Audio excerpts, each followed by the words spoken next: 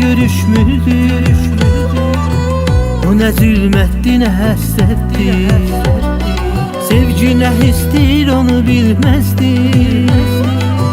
Bu da bir taledir, qismətdir. Ümidim boş oldu, getdi. Həyatım bir anda bitdi. Sensiz yaşamaq əziyyətdir. İndi otur, sənə məndən danışım bil ki nələr. Çəkirəm hər gecələr bir an belə. Unutmadım ki səni qoymaram mən. Sevgimə zərər gələr, dön geriyə. Daha mən yorulmuşam, söz verirəm. Sənə hər şey düzələr.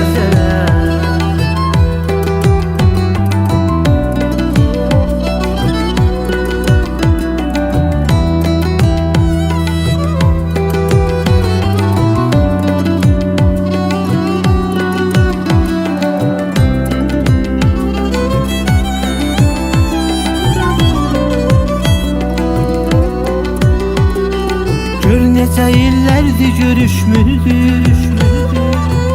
O nə zülmətdir, nə həsrətdir. Sevgi nə histir, onu bilməzdik. Bu da bir taledir, qismətdir. Ümidim boş oldu, getdi. Həyatım bir anda bitdi. Sensiz yaşamaq əziyyətdir.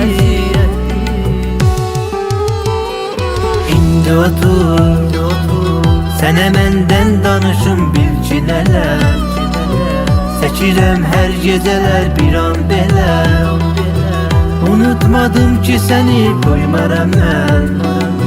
Sevgimə zərər gələr, dön geriyə. Daha mən yorulmuşam, söz verirəm.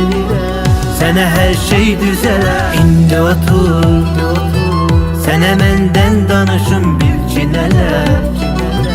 Çəkirəm hər gecələr bir an belə. Unutmadım ki səni qoymaram mən. Sevgimə zərər gələr, dön geriyə. Daha mən yorulmuşam, söz verirəm.